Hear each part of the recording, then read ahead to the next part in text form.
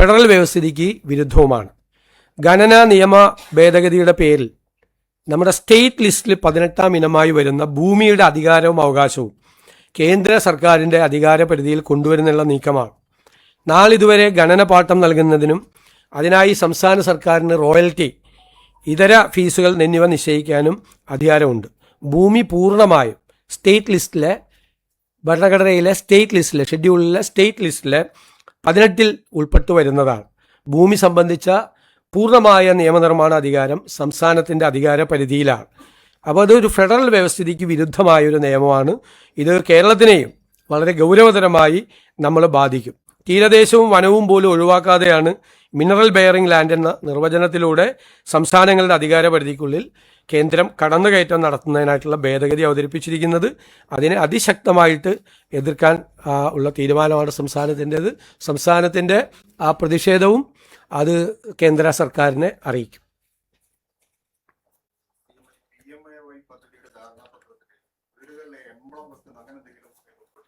അല്ല, അത് അവരുടെ ഒരു കണ്ടീഷനാണ്, അവർ വെച്ചിരിക്കുന്ന ഒരു കണ്ടീഷനാണ്. ആ കണ്ടീഷൻ അത് ഉണ്ട് അവർക്ക്. ഫോട്ടോ, പ്രധാനമന്ത്രിയുടെ ഫോട്ടോ ഒന്നും വയ്ക്കാനില്ല, ഒരു എംബ്ലം, ഒരു ലോഗോ വെക്കണം എന്ന് പറഞ്ഞിട്ടുണ്ട്. ആ ലോഗോ അതിൻ്റെ അകത്ത് അവർ കണ്ടീഷനായിട്ട് അവർ പറഞ്ഞിരിക്കുന്ന കാര്യമാണ്. അല്ല, അത് MOU വയ്ക്കുമ്പോൾ അത് അംഗീകരിക്കേണ്ടി വരും.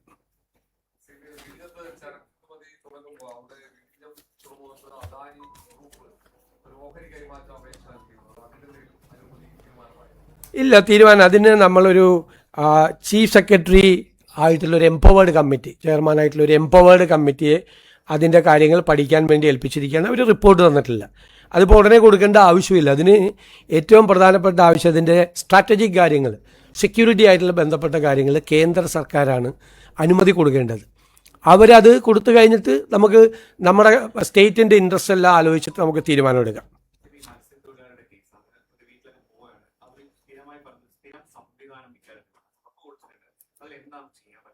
അത് നമുക്കൊരു സ്റ്റാൻഡേർഡ് ഓപ്പറേറ്റിംഗ് പ്രൊസീജിയർ വേണം. യഥാർത്ഥത്തിൽ ഇപ്പോൾ ഉള്ളത് പര്യാപ്തമല്ല. കുറച്ചുകൂടി ഫലപ്രദമായി, കുറച്ചുകൂടി ഇന്നത്തെ സാഹചര്യങ്ങളെല്ലാം പരിഗണിച്ചുകൊണ്ട് വളരെ പെട്ടെന്ന് തന്നെ അത് തയ്യാറാക്കാൻ വേണ്ടിയിട്ട് ഫിഷറീസ് ഡിപ്പാർട്ട്മെൻറ്റ് നിർദ്ദേശം കൊടുത്തിട്ടുണ്ട്. അത് ബാക്കി വിദഗ്ധരുമായിട്ട് കൂടി ആലോചിച്ച് ഏറ്റവും പെട്ടെന്ന് തന്നെ ഒരു സ്റ്റാൻഡേർഡ് ഓപ്പറേറ്റീവ് പ്രൊസീജിയർ, ഒരാളെ കാണാതായി കഴിഞ്ഞാൽ, കടലിൽ കാണാതായി കഴിഞ്ഞാൽ അയാളെ രക്ഷപ്പെടുത്തുന്നതിന് വേണ്ടിയിട്ടുള്ള ഓരോ മിനിറ്റ് വെച്ചിട്ടുള്ള കാര്യങ്ങൾ അനുസരിച്ചിട്ടുള്ള സംഭവങ്ങൾ തീർച്ചയായിട്ടും അത് ചെയ്യും.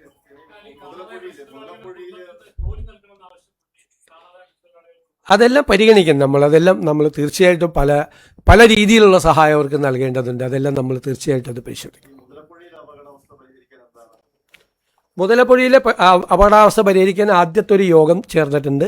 അടുത്ത യോഗം അടുത്തയാഴ്ച തീയതിയാണ്. താൽക്കാലികമായി ചെയ്യേണ്ട കാര്യങ്ങളെല്ലാം ആ യോഗത്തിൽ തീരുമാനമെടുക്കും. ലോങ് ടൈമിൽ ചെയ്യേണ്ട കാര്യങ്ങളും ആ തീരുമാനമെടുക്കും. ചില എക്സ്പേർട്ട് കമ്മിറ്റികളുടെ റിപ്പോർട്ടുകളുണ്ട്. ആ റിപ്പോർട്ടുകൾ കൂടി പരിശോധിച്ചുകൊണ്ടിരിക്കുകയാണ്. IIT ഉൾപ്പെടെയുള്ള ചില എക്സ്പേർട്ട് കമ്മിറ്റികൾ. ഒരു അപകട മേഖല 80-ലധികം ആളുകളാണ് അവിടെ മരിച്ചത്. അതിന് അവിടെ ഹ്രസ്വകാലത്തേക്കുള്ള പരിഹാരവും വേണം, ദീർഘകാലത്തേക്കുള്ള ഒരു പരിഹാരവും വേണം. അതവിടെ ആവർത്തിക്കപ്പെടാതിരിക്കാൻ വേണ്ടിയിട്ടുള്ള നടപടികൾ ഗവൺമെൻറ് സ്വീകരിക്കും. ഞാൻ തന്നെ നിയമസഭയിൽ കൊണ്ടുവന്നിട്ടുള്ള വിഷയമാണ് നേരത്തെ.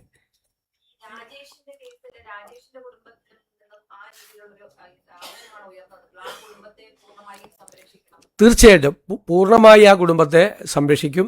അവരുടെ വീട് നിർമ്മിക്കാൻ ഞാൻ തന്നെ അതിൻ്റെ ചുമതല ഏറ്റെടുത്തിട്ടുണ്ട്.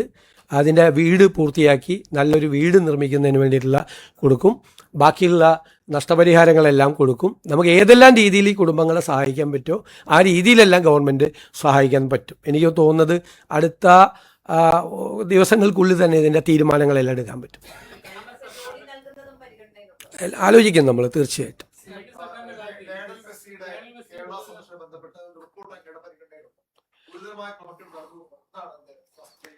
അല്ല, ഇത് സംബന്ധിച്ച് വലിയ വിവാദങ്ങളാണുള്ളത്. കായിക വകുപ്പിൻ്റെ ഒരു റിപ്പോർട്ട് എൻ്റെ കയ്യിൽ കിട്ടിയിട്ടുണ്ട്. അത് ഗൗരവതരമായി നമ്മൾ പരിശോധിച്ചുകൊണ്ടിരിക്കുകയാണ്. അതിൽ ഗുരുതരമായ ആരോപണങ്ങളാണ് ഉള്ളത്. ഇതുമായി ബന്ധപ്പെട്ട് ആ അന്വേഷണ റിപ്പോർട്ട് സർക്കാരിൻ്റെ മുന്നിലെത്തിയിട്ടുണ്ട്, സർക്കാരിൻ്റെ പരിഗണനയിലാണ്. അത് പരിശോധിച്ച് വേണ്ട നടപടികൾ അക്കാര്യത്തിൽ സ്വീകരിക്കും.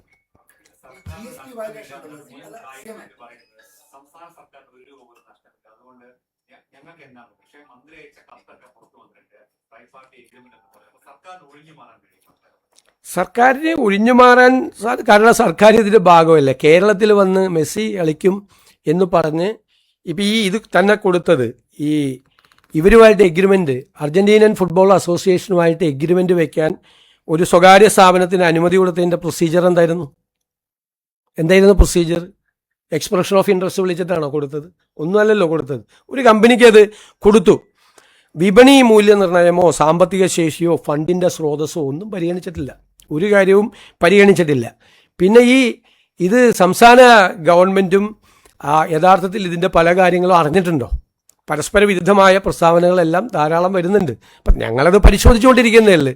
പരിശോധിക്കുന്നതിന് മുമ്പ് തന്നെ എൻ്റെ മുമ്പിൽ ഒരു പരാതി കിട്ടിയപ്പോൾ തന്നെ ഞാൻ ഏതോ സ്ഥാപനത്തെ പൂട്ടിക്കാൻ വേണ്ടി ഇറങ്ങുകയാണെന്ന് പറയും. എൻ്റെ കയ്യിൽ കിട്ടിയിട്ടേ ഉള്ളൂ, ഞാൻ ഒന്നും ചെയ്തിട്ടില്ല അതിന് മീത്. അത് പഠിച്ചുകൊണ്ടിരിക്കുന്നേ ഉള്ളൂ. ഞങ്ങൾ പരിശോധിച്ചുകൊണ്ടിരിക്കുന്നതിൽ എല്ലാ മാർഗത്തും.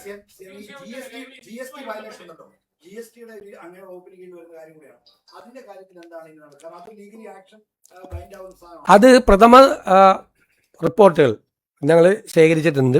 അതനുസരിച്ച് ഗുരുതരമായ ക്രമക്കേട് ആ കാര്യത്തിലുണ്ട്. ഒന്നൊരു GST വെട്ടിപ്പ് നടന്നിട്ടുണ്ട്.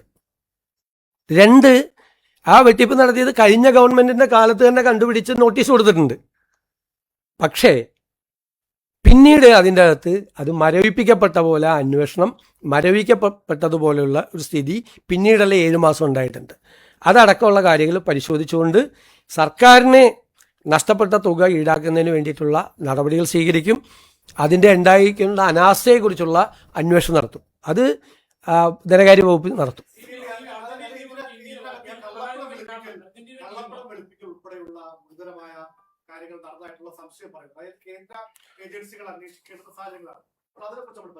അത് നമ്മൾ എല്ലാ കാര്യങ്ങളും പരിശോധിച്ചിട്ടുള്ള ഉചിതമായ നടപടി സ്വീകരിക്കുക. കാര്യത്തിൽ ഗുരുതരമായ ആരോപണങ്ങളാണ് അതുമായി ബന്ധപ്പെട്ട് വന്നിട്ടുള്ളത്, ശ്രദ്ധയിൽപ്പെട്ടിട്ടുള്ളത്. പ്രാഥമിക പരിശോധിച്ച് ഉചിതമായ നടപടികൾ സ്വീകരിക്കും.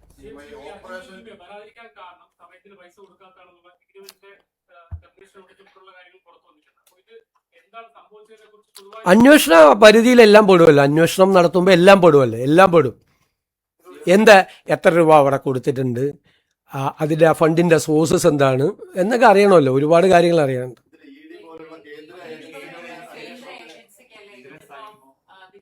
അല്ല, ഞങ്ങൾ പ്രാഥമികമായി സംസ്ഥാന ഗവൺമെൻറ് അന്വേഷിച്ച് അത് കേന്ദ്ര ഏജൻസികൾ അന്വേഷിക്കേണ്ട ആവശ്യമുണ്ട് എന്ന് നമുക്ക് തോന്നുമ്പോഴാണല്ലോ നമ്മൾ അങ്ങോട്ട് റെഫർ ചെയ്യണത്.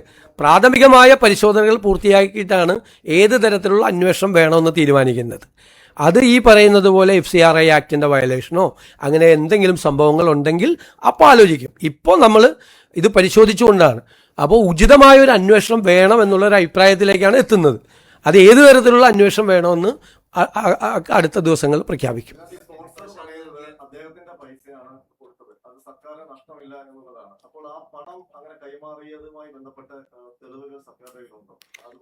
അല്ല, അതെല്ലാം നമ്മൾ പരിശോധിച്ചുകൊണ്ടിരിക്കുകയാണ്. അല്ല, താങ്കൾ ഈ പറയുന്ന കാര്യങ്ങളെല്ലാം സർക്കാരിൻ്റെ അന്വേഷണ പരിധിയിലാണ്. അന്വേഷണത്തിന് നമ്മൾ ഏതെല്ലാം കാര്യങ്ങൾ അന്വേഷിക്കണമെന്ന് അന്വേഷണ ഏജൻസിയെ ഏൽപ്പിക്കുമ്പോൾ കൊടുക്കേണ്ട ടേംസ് ഓഫ് റെഫറൻസ് ആണ് അങ്ങ് ഇവിടെ സൂചിപ്പിച്ച കാര്യങ്ങളെല്ലാം വരും. അതിൻ്റെ അകത്ത് അതെല്ലാം വരുമല്ലോ, സ്വാഭാവികമായിട്ട് വരുമല്ലോ, എല്ലാം വരും. സ്റ്റേറ്റ് ഗവൺമെൻറ്റിൻ്റെ റോൾ എന്തായിരുന്നു? സ്റ്റേറ്റ് ഗവൺമെൻറ്റിന് എന്ത് റോളായിരുന്നു ഇക്കാര്യത്തിൽ ഉണ്ടായിരുന്നത്? സ്റ്റേറ്റ് ഗവൺമെൻറ് സ്റ്റേറ്റിൻ്റെ താല്പര്യങ്ങളിലൂടെ പ്രൊട്ടക്റ്റ് ചെയ്തോ? ഈ പറയുന്ന ഏജൻസി ഈ കാര്യത്തിൽ ഏതെങ്കിലും തരത്തിലൊരു മുതലെടുപ്പ് നടത്തിയോ? തുടങ്ങിയുള്ള കാര്യങ്ങളെല്ലാം അന്വേഷണ പരിധിയിൽ വരും, അന്വേഷണ കാര്യങ്ങൾ വരും.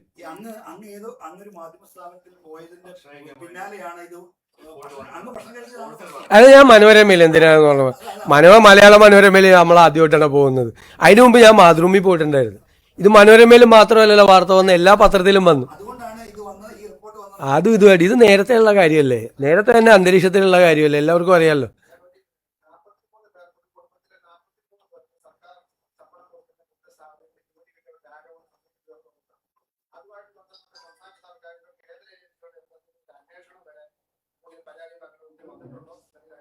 അല്ല, ഞാനത് ആ പരാതി ശ്രദ്ധയിൽപ്പെട്ട് അത് തീർച്ചയായിട്ടും അന്വേഷിക്കപ്പെടേണ്ട കാര്യമാണെങ്കിൽ അന്വേഷിക്കപ്പെടും, സംശയമില്ല.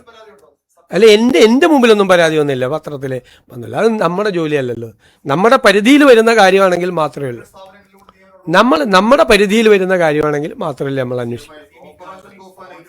ഞാനിങ്ങനെ പത്രവാർത്ത കണ്ട മാത്രമല്ല, എൻ്റെ മുമ്പിൽ പരാതിയൊന്നും വന്നിട്ടില്ല. ഓപ്പറേഷൻ തൂഫാനുമായി ബന്ധപ്പെട്ട് കഴിഞ്ഞ കാസർഗോഡ് അറസ്റ്റിലായ മുഹമ്മദ് ഹുസൈൻ താങ്കളുടെ സോഷ്യൽ മീഡിയ ഹാൻഡിൽ ചെയ്യുന്ന ആളാണെന്നാണ് ആരോപണം. അതേപോലെ തന്നെ മറ്റ് താങ്കൾക്കെതിരായ നിരവധി കാർഡുകൾ റീൽസുകൾ നീക്കം ചെയ്തു. അത് താങ്കളുടെ സർക്കാരിന്റെ നിർദ്ദേശപ്രകാരമാണെന്ന് പറയുന്നത്. ഇതിനെക്കുറിച്ച് എന്താ താങ്കൾക്ക് പറയാനുള്ളത്? തീർച്ചയായിട്ടും പറയാനുണ്ട്, കുറേ കാര്യങ്ങൾ പറയാനുണ്ട്. ഒന്ന്, ഈ അറസ്റ്റ് ചെയ്യപ്പെട്ട രണ്ടുപേരെ എനിക്ക് നേരിട്ട് അറിയാം. മുഹമ്മദ് ഹുസൈനെ, അബ്ദുൽ സലാമിനെ എനിക്ക് നേരിട്ട് അറിയാം. അതിലെ മുഹമ്മദ് ഹുസൈൻ അവിടുത്തെ ഒരു യൂത്ത് കോൺഗ്രസ് പ്രവർത്തകനായിരുന്നു. ഞാൻ ആദ്യമായിട്ട് അദ്ദേഹത്തിനെ ഫോണിൽ വിളിക്കുന്നത് നവകേരള സദസ്സുമായിട്ട് അദ്ദേഹത്തിന് പെരുമ്പാവൂരിൽ കുറുപ്പമ്പടി MGM സ്കൂളിൻ്റെ മുമ്പിൽ വെച്ച് ക്രൂരമായ ലാത്തിച്ചാർജിൽ പരിക്കേറ്റ് അദ്ദേഹം കിടക്കുന്ന സമയത്താണ്. ഞാനന്ന് പരിക്കേറ്റ ആ നവകേരള സദസ്സ് നടക്കുമ്പോൾ എല്ലാ സ്ഥലത്തും ലാത്തിച്ചാർജും ആണ്. അപ്പോൾ ഇദ്ദേഹത്തെ ഫോണിൽ വിളിച്ചു. അങ്ങനെയാണ് ആദ്യമായിട്ട് ഫോണിൽ വിളിക്കുന്നത്. ഫോണിൽ വിളിച്ച് ആശ്വസിപ്പിച്ചു. എല്ലാവരും ആശ്വസിപ്പിക്കുമല്ലോ. ഫോണിൽ വിളിച്ച് തല്ലുകൊണ്ട ആളുകളൊക്കെ ഇയാൾക്ക് നല്ല പരിക്കേറ്റിരുന്നു, ആശ്വസിപ്പിച്ചു. അപ്പോൾ ഞാൻ ആശ്വസിപ്പിച്ച കൂട്ടത്തിൽ എപ്പോഴെങ്കിലും ഞാനൊന്ന് വീട്ടിൽ വരാം എന്ന് പറഞ്ഞു. സാധാരണ പറയാറുണ്ട്, പറ്റാവുന്ന സ്ഥലത്ത് പോകാറുണ്ട്. അത് കഴിഞ്ഞിട്ട് കുറേ നാളുകൾക്ക് ശേഷം ഇയാൾക്ക് തിരുമലെല്ലാം കഴിഞ്ഞ് ചികിത്സ കഴിഞ്ഞ് വീട്ടിലിരിക്കുകയാണെന്ന് പറഞ്ഞു. ഞാൻ ഇദ്ദേഹമുള്ള ആ വെങ്ങോല പഞ്ചായത്തിലൊരു പരിപാടിക്ക് പോയി കഴിഞ്ഞപ്പോൾ MLA-യോടും അവിടുത്തെ പാർട്ടി ഭാരവാഹികളോടും ഒപ്പം അവരെല്ലാം കൂടി പറഞ്ഞു ഒന്ന് പോകണം, സാറ് വാക്ക് കൊടുത്തിട്ടുള്ളതാണെന്ന് പറഞ്ഞ് ആ വീട്ടിൽ പോയി ഇദ്ദേഹത്തെ കണ്ടതിന് ഫോട്ടോസൊക്കെ ഉണ്ട്. അതിനുശേഷം ഇയാൾ എന്നെ 3-4 പ്രാവശ്യം പല സ്ഥലത്ത് വെച്ച് കാണാൻ വന്നിട്ടുണ്ട്. അപ്പോഴെല്ലാം നമ്മളൊരു പോലീസ് മർദ്ദനത്തിൽ പരിക്കേറ്റ ഒരാളെന്നുള്ള നിലയിലുള്ള ഒരു ഒരു ഒരു താല്പര്യം കാണിച്ചിട്ടുണ്ട് അയാളോട്. അങ്ങനെയല്ലേ, അടികൊണ്ട് വന്ന പിള്ളേർ വരുമ്പോൾ നമ്മളൊന്ന് ചേർത്ത് നിർത്തും, തീർച്ചയായിട്ടും അത് നിർത്തിയിട്ടുണ്ട്. അപ്പോൾ ഒന്നും അവിടുത്തെ പാർട്ടിക്കാർക്കോ പബ്ലിക്കിനോ ഇതൊന്നും അറിയില്ലല്ലോ ഇദ്ദേഹത്തിന് ഇങ്ങനത്തെ ഒരു സംഭവം ഉണ്ടെന്ന്. ഇപ്പോൾ അറസ്റ്റ് ചെയ്യപ്പെട്ടപ്പോഴാണ് നമ്മൾ അറിയുന്നത്, അല്ലാതെ ആർക്കും അത് അറിയില്ല. അത് എൻ്റെ സോഷ്യൽ മീഡിയ ടീമിലൊന്നുമില്ല. എനിക്ക് പ്രതിപക്ഷ നേതാവായിരിക്കുമ്പോഴും സോഷ്യൽ മീഡിയ ടീമില്ല, ഇപ്പോഴും സോഷ്യൽ മീഡിയ ടീമില്ല. ഞാനൊരു കോർഡിനേറ്ററെ ഒന്നും ഒരു സ്ഥലത്തും വെച്ചിട്ടില്ല. അതൊക്കെ ഓരോരുത്തർ ഓരോ ഇതിൻ്റെ അംഗമായിട്ട് ചേരുന്നതിന് ഇപ്പം നമുക്ക് എന്ത് ചെയ്യാൻ പറ്റും. പിന്നെ രണ്ടാമത്തെ കാര്യം, മെറ്റ എന്ന് പറയണം, ഭയങ്കര സംഭവമാണ്. ഞാനൊരു ഭയങ്കര സംഭവം എന്ന് എനിക്ക് തോന്നുന്നത് വാർത്തയൊക്കെ വായിച്ചിട്ട്, ഞാൻ എഴുതി കൊടുക്കുന്ന സാധനങ്ങളൊക്കെ മെറ്റ ഓർഡറെ ക്യാൻസൽ ചെയ്യാന്ന് പറഞ്ഞാൽ, ഞാൻ ആകെ മെറ്റയ്ക്ക് കൊടുത്തിരിക്കുന്നത് നമ്മൾ ഇത് വന്ന ഉടനെ തന്നെ CMO കേരളം എന്ന ഔദ്യോഗിക ഇൻസ്റ്റാഗ്രാം പേജിൽ ലഭ്യമാക്കി തന്നെ, നേരത്തെ ഉണ്ടായിരുന്നത് ലഭ്യമാക്കി തന്നെ എന്ന് പറഞ്ഞിട്ട് റിക്വസ്റ്റ് കൊടുത്തിട്ടുണ്ട് എൻ്റെ ഓഫീസിൽ നിന്ന്. 2 മാസമായിട്ട് ഇത് ശരിയാക്കി തന്നിട്ടില്ല ഇതുവരെ. ഞാൻ പറഞ്ഞിട്ടാണ് എൻ്റെ സാധനം മുഴുവൻ മെറ്റ റിലീസ് ചെയ്യണത് പറഞ്ഞത്. നിങ്ങളൊക്കെ അതിങ്ങനെ വാർത്ത കൊടുക്കുക, നിങ്ങളൊന്ന് ആലോചിച്ച്. ഞാൻ പറഞ്ഞു കഴിഞ്ഞാൽ മെറ്റ റിലീസ് എൻ്റെ ബോർഡുണ്ട് 3 ഇത് ഒരുപാടെണ്ണം പോയിട്ടുണ്ട്. അതായത് ഈ ദൃശ്യമാധ്യമങ്ങളുടെ ഓൺലൈൻ ആളുകൾ വെച്ച കാര്യം. ഒന്ന്, ഞാൻ ഈ മത്സ്യത്തൊഴിലാളി മേഖലയിലുണ്ടായ വിഷയങ്ങളിൽ ഇടപെട്ടതിനെ അഭിനന്ദിച്ചുകൊണ്ട് തിരുവനന്തപുരം ആർച്ച് ബിഷപ്പ് കൊല്ലം രൂപതയുടെ 700-ാം വാർഷികത്തിൽ നടത്തിയ പ്രസംഗം പല നിങ്ങളുടെ ഓൺലൈൻ ചാനലുകളിലും വെച്ചു. അത് റിമൂവ് ചെയ്തു. അത് എന്നെ അഭിനന്ദിച്ചുകൊണ്ടായിരുന്നു. എൻ്റെ ഇടപെടലുകളും എന്നെ വിശ്വാസമുണ്ട് വളരെ ഇതാണെന്ന് പറഞ്ഞ് അദ്ദേഹം നടത്തിയ ഒരു പ്രസംഗം. ആ പ്രസംഗം ഓൺലൈൻ ചാനലുകൾ കൊടുത്തിട്ട് റിമൂവ് ചെയ്തിട്ടുണ്ട്. ഞാൻ ഷിബു ബേബി ജോണും ഞാനും തമ്മിൽ ഒരുമിച്ച് ഗൗതം കൃഷ്ണയുടെ വീട്ടിൽ പോയത്, അത് ചില ചാനൽ കൊടുത്തത് അത് റിമൂവ് ചെയ്തിട്ടുണ്ട്. മൂന്നാമത്, KCBC മുഖ്യമന്ത്രിക്ക് ഒരു പരോക്ഷ പിന്തുണയുമായി ദുരിതാശ്വാസ പ്രവർത്തനങ്ങളിൽ ആരും രാഷ്ട്രീയം പറയരുത് എന്ന് പറഞ്ഞ് വെച്ച എൻ്റെ കൂടി ഫോട്ടോ വെച്ചുകൊണ്ട് പോസ്റ്റ് ചെയ്ത ഈ സോഷ്യൽ മീഡിയയിലെ ദൃശ്യമാധ്യമങ്ങൾ, സോഷ്യൽ മീഡിയയുടെ എല്ലാ റിലീസും ഇപ്പോൾ തെലങ്കാന മുഖ്യമന്ത്രിയുടെ ഇത് ചെയ്തിട്ടുണ്ട്, ആസാം മുഖ്യമന്ത്രി, ഞങ്ങളുടെ ഹിമാചൽ മുഖ്യമന്ത്രിയുടെ ചെയ്തിട്ടുണ്ട്. അതെന്താണ് മെറ്റ ചെയ്യുന്നതെന്ന് അറിയില്ല. ചാനലുകളുടെ പേരിൽ കൊടുത്തിരിക്കുന്ന കാര്യങ്ങൾ എനിക്കത് തിരിച്ച് വരുന്നതിൽ സന്തോഷമുള്ളൂ. കാരണം അങ്ങനെ ചെയ്യാൻ പാടില്ലല്ലോ, നാളെ എൻ്റെയും പോകില്ലേ. അല്ലാതെ ഞാനോ എൻ്റെ ഓഫീസോ പറഞ്ഞിട്ട് മെറ്റ നിങ്ങളൊക്കെ കൊടുക്കുന്ന ഓൺലൈൻ ചാനലിൽ കൊടുക്കുന്ന സാധനം റിമൂവ് ചെയ്യോ? ആ സ്വാധീനം എനിക്ക് മെറ്റയിലുണ്ടോ? ഞാൻ പറഞ്ഞാൽ അങ്ങനെ ചെയ്യോ? മെറ്റ ചെയ്യോ? ചെയ്താൽ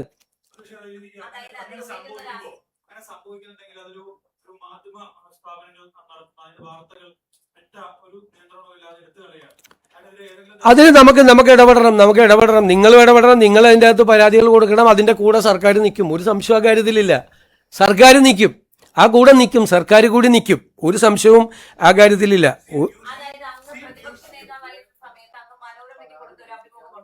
ആ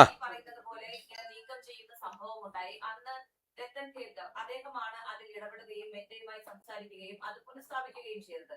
ഇന്ന് അതേ ഉദ്യോഗസ്ഥൻ അങ്ങയുടെ ഓഫീസിലെ സ്റ്റാഫ് കൂടിയാണ്. അപ്പോൾ ഇങ്ങനെ ഒരു വിഷയം ഉയർന്നു അല്ല, പ്രതിപക്ഷ നേതാവായിരുന്ന ഞാൻ മനോരമ ന്യൂസിലെ കൊടുത്ത ഒരു പോസ്റ്റ് പോലീസിനെ ഉപയോഗിച്ചിട്ടാണ് അന്ന് റിമൂവ് ചെയ്തത്. പോലീസ് അല്ലല്ല, കേൾക്ക്, പോലീസിനെ ഉപയോഗിച്ചിട്ടാണ് അത് റിമൂവ് ചെയ്തത്.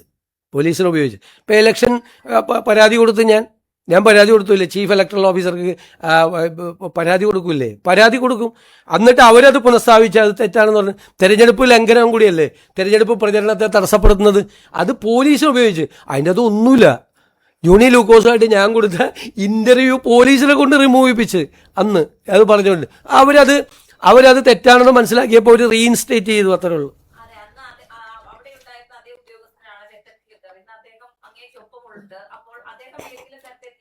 രക്തം കേൾക്കറൊന്നും മെറ്റയായിട്ടൊന്നും ഇപ്പോൾ അത് ഒരു സ്ഥലത്ത് സംസാരിച്ചിട്ടില്ല.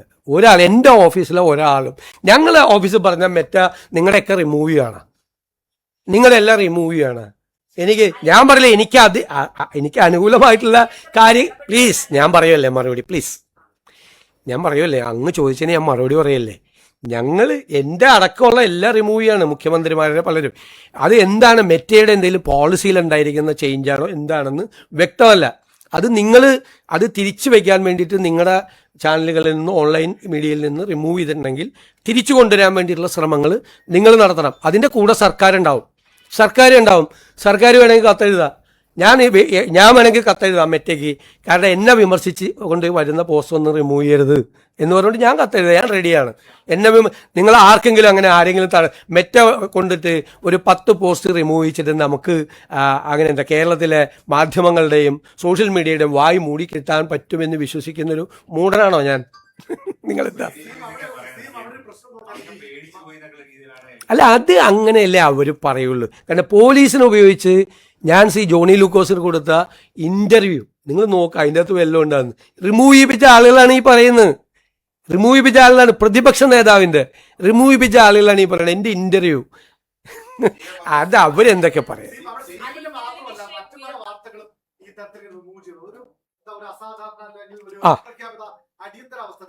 ഒരു അപ്രഖ്യാപിതമായ രീതിയിലാണ്. കാരണം മെറ്റയുടെ പോളിസി ചേഞ്ച്, മെറ്റ പ്രധാനമന്ത്രിയോട് മാപ്പ് പറയുന്നുള്ള വാർത്ത നമ്മൾ കണ്ടു. അതിനുശേഷമാണ് ഇത് ത്രൂ ഔട്ട് ഇന്ത്യയിലുണ്ട്, കേരളത്തിൽ മാത്രമല്ല. അതുകൊണ്ടാണ് ഞാൻ തെലങ്കാനയിലെ കാര്യം പറഞ്ഞത്, ഹിമാചൽ മുഖ്യമന്ത്രിയുടെ പറഞ്ഞത്. ഇങ്ങനെ പല സംസ്ഥാനങ്ങളിലും ഇതുമായിട്ട് ബന്ധപ്പെട്ട റിപ്പോർട്ടുകൾ വരുന്നുണ്ട്. നിങ്ങളിത് റിമൂവ് ചെയ്യപ്പെട്ട സ്ഥാപനങ്ങൾ അവർക്ക് പരാതി അയക്കി, നമ്മളും പറയാം, നമ്മൾ അതിൻ്റെ കൂടെ നിൽക്കുക, സർക്കാർ അതിൻ്റെ കൂടെ നിൽക്കുക.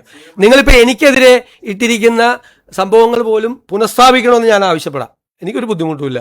അത് വന്നാൽ അല്ലെങ്കിലും പറയണല്ലേ.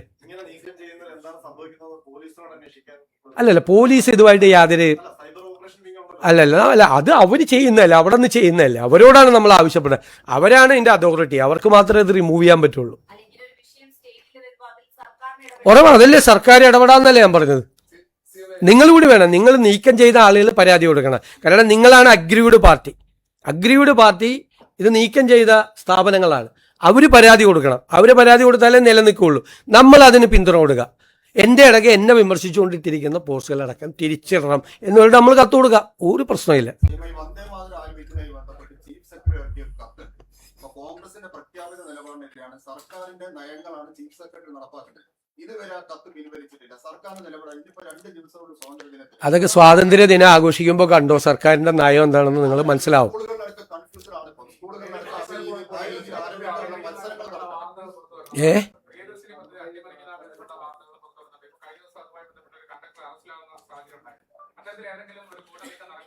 അല്ല, വ്യാപകമായ ശ്രമം ചില ഭാഗങ്ങളിൽ നടക്കുന്നുണ്ട്. ഞങ്ങളത് അന്വേഷിച്ചുകൊണ്ടിരിക്കുകയാണ്. ശക്തമായ നടപടികൾ ആ കാര്യത്തിൽ സ്വീകരിക്കും.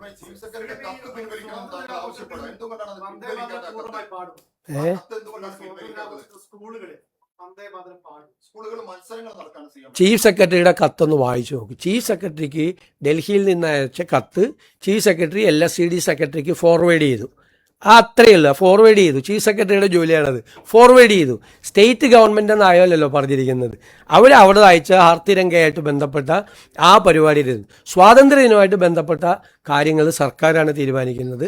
സർക്കാരിന് അതിൻ്റെ അകത്തൊരു കൃത്യമായ നയമുണ്ട്.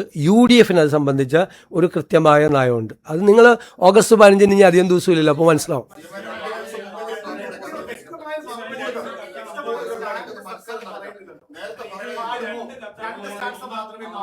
അതായത് ഈ 15-ാം തീയതി സ്വാതന്ത്ര്യാഘോഷം നടക്കുന്ന സമയത്ത് ഇതിൽ എത്ര വരികൾ പാടും? ഈ വിവാദമായിട്ടുള്ള ഒഴിവാക്കിയിട്ടുള്ള ഭാഗങ്ങൾ അത് പാടുമോ ഇല്ലയോ? എല്ലാവരും ചോദിക്കാൻ അവസാനം പറയാം. വന്ദേമാതരം സംബന്ധിച്ചിട്ടുള്ള ഒരു കേന്ദ്ര നിയമത്തിന് പ്രസിഡന്റിന്റെ അംഗീകാരവും ലഭിച്ചിട്ടുണ്ട്. അപ്പോ നിയമപരമായിട്ട് സംസ്ഥാനങ്ങൾക്ക് ഇത് ആലപിക്കാനുള്ള ഒരു ബാധ്യത ഉണ്ടാകുമോ? ആ കാര്യത്തിൽ സംസ്ഥാന സർക്കാരിന് എന്ത് ചെയ്യാൻ പറ്റും? അതെല്ലാ ചടങ്ങിലും പങ്കെടുക്കുന്ന പരിപാടി മാത്രമേ. CMI കത്ത് ഇറങ്ങിയിട്ട് ഇപ്പൊ ഏതാണ്ട് 4 ദിവസം കഴിഞ്ഞു. താങ്കൾ ഇതുവരെ സ്കൂളുകളിലൊക്കെ ഇതിന് മത്സരം നടക്കാണ്, സമ്പൂർണ്ണമായി ആരംഭിക്കണം എന്ന് പറയുന്നത് സ്കൂളിൽ ക്ലാസ് ഗ്രൂപ്പുകളടക്കം ഇത് സംബന്ധിച്ച മെസ്സേജ്. അപ്പൊ ഇങ്ങനെ ഒരു കത്ത് വന്ന സമയത്ത് തന്നെ താങ്കൾക്ക് ഇതിൽ ഒരു കൃത്യത വരുത്തിയിരുന്നെങ്കിൽ, വ്യക്തത വരുത്തിയിരുന്നെങ്കിൽ ഈ കൺഫ്യൂഷൻ സ്കൂളുകളിലടക്കം ഉണ്ടാവുമായിരുന്നു. ഈ ചീഫ് സെക്രട്ടറിയുടെ കത്ത് സ്വാഭാവികം പുറത്തു വന്നു, അത് പല ഉദ്യോഗസ്ഥന്മാർക്കും പോയിട്ടുണ്ടാവും. അപ്പൊ സ്വാഭാവികം ഒരു ആശയക്കുഴപ്പം ഉദ്യോഗസ്ഥന്മാർക്കിടയിൽ ഉണ്ടാവില്ലേ, ഇത് മുഴുവൻ പാടിയില്ലെങ്കിൽ നിയമ നടപടി ഉണ്ടാവും. അപ്പൊ അങ്ങനെ സർക്കാർ ഒരു നിർദ്ദേശം കൊടുക്കുമോ? അല്ല, ഞാൻ പറഞ്ഞല്ലോ, ഇതിനകത്ത് സർക്കാരിന് ഇതിനകത്ത് കൃത്യമായ നയമുണ്ട്. അത് ഓഗസ്റ്റ് 15-ാം തീയതി അത് വളരെ വ്യക്തമാവും സർക്കാരിൻ്റെ നയം എന്താണ് ഇക്കാര്യത്തിലെന്ന്. പിന്നെ നിയമം പാസ്സാക്കിയിട്ടുണ്ട്. നിയമം പാസ്സാക്കി പ്രസിഡന്റ് ഒപ്പുവെച്ച് അത് നോട്ടിഫിക്കേഷനായിട്ട് വന്നിട്ടുണ്ട്. ആ നിയമത്തിൽ അത് മുഴുവൻ പാടണമെന്നാണ് നിയമപരമായിട്ട് പറയണത്. പാർലമെൻറ്റ് പാസ്സാക്കിയ നിയമമാണ്. അതിനെ അധിക്ഷേപിക്കുകയോ അത് ചെയ്യാതിരിക്കുകയോ ചെയ്തു കഴിഞ്ഞാൽ 3 വർഷം തടവ് വരെ കിട്ടുന്ന നിയമമാണെന്ന് പറഞ്ഞിട്ടുണ്ട്. പക്ഷേ സംസ്ഥാന സർക്കാരിനും നേതൃത്വം കൊടുക്കുന്ന കോൺഗ്രസ് ലീഡ് ചെയ്യുന്ന UDF-നും അതിനെക്കുറിച്ച് കൃത്യമായ ഒരു നിലപാടുണ്ട്. ആ നിലപാടനുസരിച്ചിട്ടേ ഞങ്ങൾ കാര്യങ്ങൾ ചെയ്യുകയുള്ളൂ.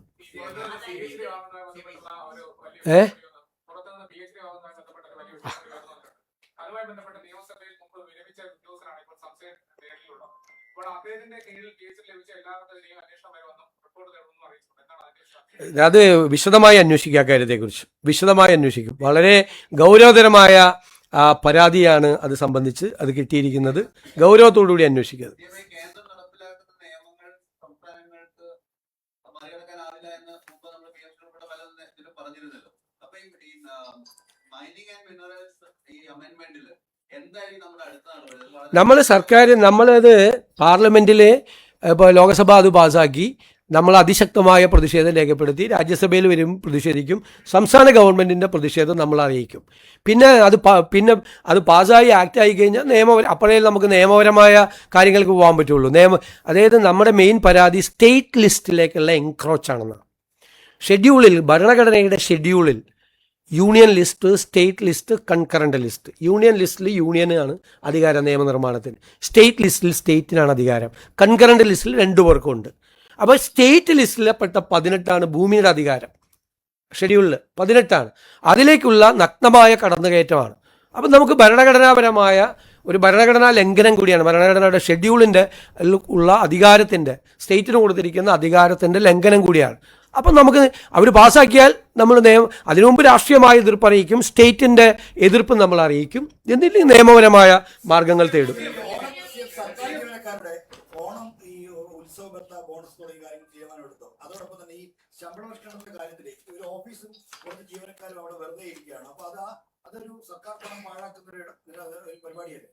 അല്ല, നമ്മളത് പരിശോധിച്ചുകൊണ്ടിരിക്കുകയാണ്. നമ്മൾ സംസ്ഥാന ജീവനക്കാർക്ക് സാധാരണഗതിയിൽ കൊടുക്കുന്ന എല്ലാ ആനുകൂല്യങ്ങളും കൊടുക്കും. ഒരു കുറവും വരുത്തില്ല.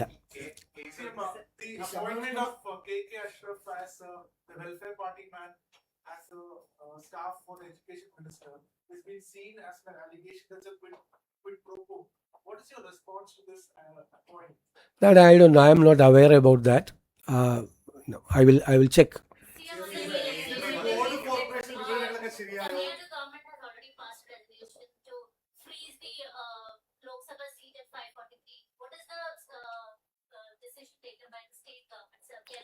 For what? Delimitation. We have a stand. Congress and India Front have taken a stand. That is the same stand we have, political stand.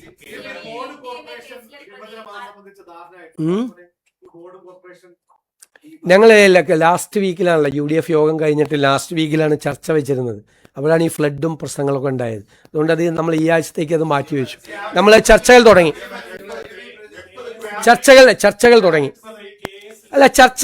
ഞങ്ങൾ ചർച്ചകൾ തുടങ്ങിയിട്ടേ. പിന്നെ നിങ്ങൾ തന്നെ ഇങ്ങനെ വാർത്ത ഇടുവാണ്.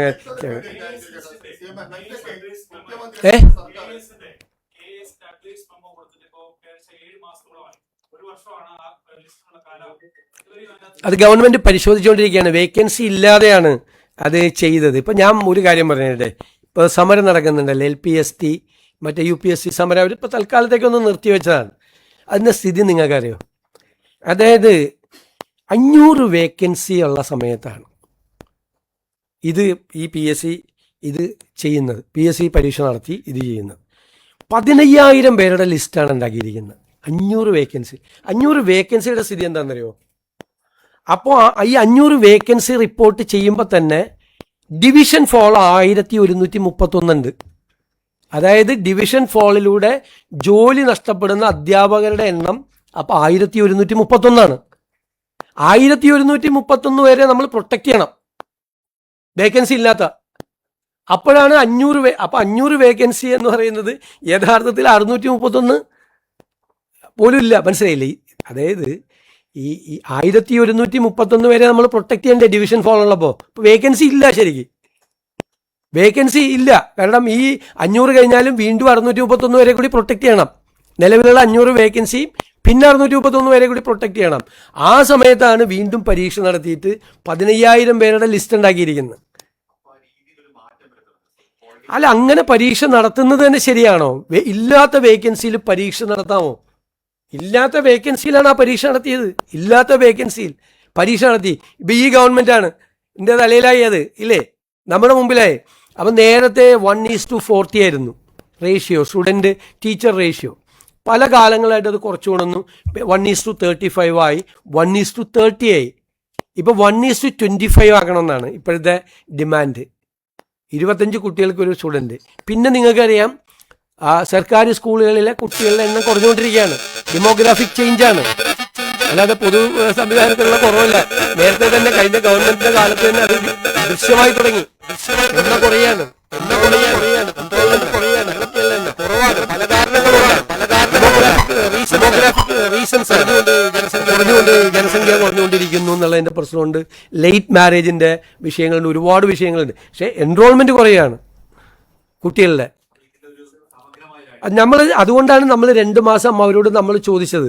നമ്മൾ അവരോട് ഞാൻ ഏതെങ്കിലും സമീപകാലത്ത് നിങ്ങളിങ്ങനെ ചർച്ച ചെയ്തിട്ടുണ്ടോ? 3 പ്രാവശ്യം വിദ്യാഭ്യാസ വകുപ്പ് മന്ത്രി സംസാരിച്ചു അവരോട്. ഞാൻ എൻ്റെ ചേംബറിൽ വിളിച്ച് അവരോട് സംസാരിച്ചു. തൽക്കാലത്തേക്ക് 2 മാസത്തേക്ക് നിർത്തിവെക്കണം എന്ന് പറഞ്ഞു. അതിനുശേഷം വിദ്യാഭ്യാസ വകുപ്പ് മന്ത്രി ഞാൻ കൂടി ആവശ്യപ്പെട്ടിട്ടാണ് കത്ത് കൊടുത്തു. അവിടെ കൊണ്ടുപോയി ഈ അദ്ദേഹത്തിൻ്റെ അഡീഷണൽ പ്രൈവറ്റ് സെക്രട്ടറി കൊണ്ടുപോയി സമരപ്പന്തലിൽ കൊണ്ടുപോയി, ഒരു ഗവൺമെൻറ്റും ചെയ്തിട്ടില്ല കേരളത്തിൽ, അവിടെ കൊണ്ടുപോയി കത്ത് കൊടുത്തു. അവർ സമരം ചെയ്യുന്നതിനെ എതിർക്കുമല്ല നമ്മളെ ചെയ്തത്, നമ്മളൊന്ന് പഠിക്കാനുള്ള സമയം ചെയ്തത്, അവരെ അധിക്ഷേപിക്കുകയല്ല ചെയ്തത്. അവിടെ കൊണ്ടുപോയി കത്ത് കൊടുത്തു. അതിനുശേഷം വീണ്ടും വിളിപ്പിച്ചു സെറ്റിൽ ചെയ്യാൻ വേണ്ടിയിട്ട്. അങ്ങനെ 5ാമത്തെ 6ാമത്തെ റൗണ്ടാണ് ഗവൺമെൻറ് ഇടപെട്ടത്. അല്ലാതെ സമരക്കാരെ അധിക്ഷേപിക്കുകയോ അവരെ പുച്ഛിക്കുകയോ അവർ സമരം ചെയ്യുന്നതിനെ കുറ്റപ്പെടുത്തുകയോ ഒന്നും ചെയ്തില്ല.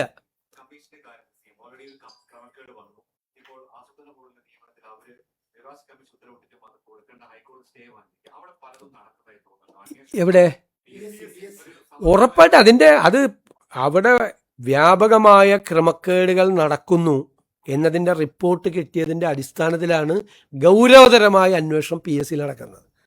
എനിക്ക് പലതും പറയാൻ പറ്റില്ല. നമുക്ക് കിട്ടിയിരിക്കുന്ന ഇൻഫർമേഷൻ എല്ലാം ഞെട്ടിക്കുന്ന ഇൻഫർമേഷൻസാണ് കിട്ടിയിരിക്കുന്നത്, ഷോക്കിങ്. അതുകൊണ്ടാണ് ഞങ്ങൾ അന്വേഷണം നടത്തുന്നത്. ഞാനിപ്പോൾ അന്വേഷണം നടക്കുന്നതിൻ്റെ ഇടയിൽ ഞാൻ അതിനെക്കുറിച്ചൊരു കമൻറ്റ് പറയുന്നത് ശരിയല്ല. വളരെ ഗുരുതരമായ ആരോപണങ്ങൾ വന്നതിൻ്റെ അടിസ്ഥാനത്തിലാണ് ഇങ്ങനെയൊരു അന്വേഷണം, ഗൗരവത്തോടു കൂടിയൊരു അന്വേഷണം നടക്കുന്നത്.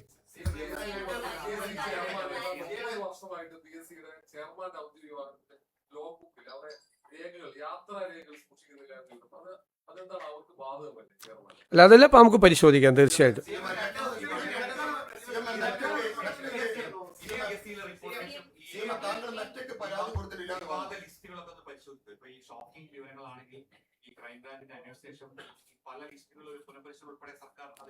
അല്ല, അതിൻ്റെ റിപ്പോർട്ട് വരട്ടെ. റിപ്പോർട്ട് വരാതെ റിപ്പോർട്ടിൻ്റെ സ്വഭാവം എന്താണെന്ന് നമ്മൾ മനസ്സിലാക്കാതെ നമുക്കൊന്നും പറയുന്നത് ശരിയല്ലല്ലോ. ഞാൻ ഇപ്പോൾ ഒരു കമൻറ്റ് പറയുന്നത് ഒരു ഇംപ്രോപ്രൈറ്റി ഉണ്ട് അങ്ങനെ പറയുന്നതിൽ.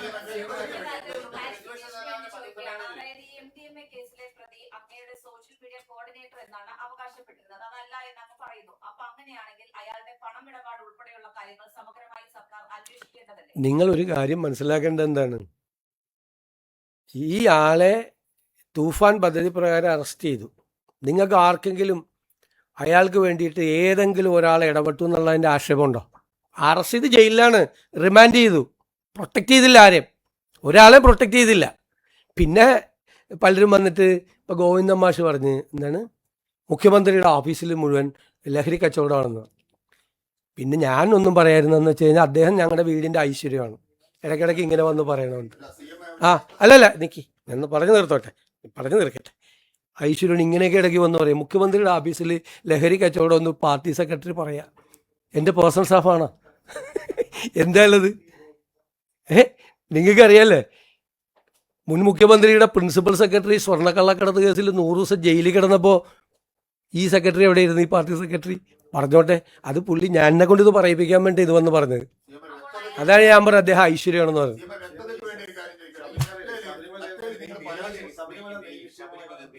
യുമായി ബന്ധപ്പെട്ട് ഇപ്പോൾ ഹൈക്കോടതി നിശ്ചയിച്ച വിജിലൻസ് അന്വേഷണ അന്വേഷണം നടത്തുന്നുണ്ട്.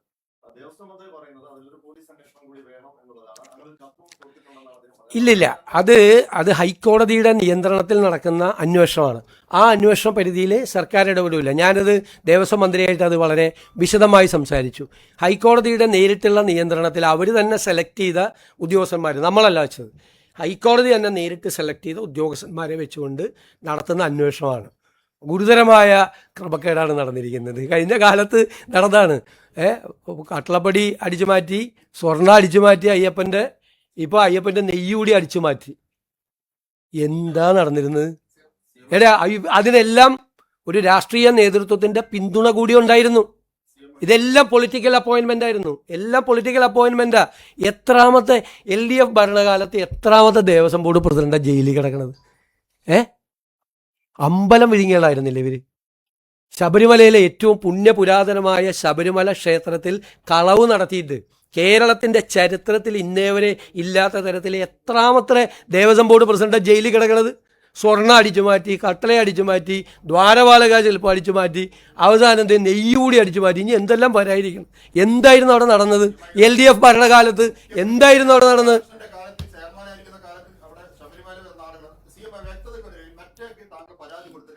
എത്രാമത്തെ കൂട്ടാൻ വേണ്ടി താങ്കളുടെ ടീമിൽ ആരെങ്കിലും പരാതി കൊടുത്തു? ഡൊണേഷൻ എന്ന് പറഞ്ഞ പേജ് കൂട്ടുന്നതിന് വേണ്ടി ഞങ്ങളുടെ ഓഫീസിൽ നിന്ന് ആകെ കൊടുത്തിരിക്കുന്നത് CMO കേരളം എന്നുള്ളത് പുനഃസ്ഥാപിച്ച് തന്നെ എന്ന് പറയുന്നുണ്ട്. അത് അവർ ചെയ്തു തന്നിട്ടില്ല. ഇത്ര നാളായിട്ട് 2 മാസമായിട്ട്.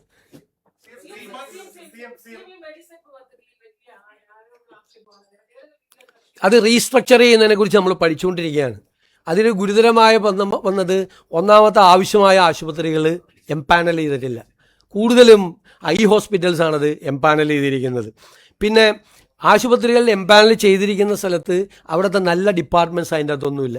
അപ്പോൾ വ്യാപകമായ പരാതികൾ ജീവനക്കാർ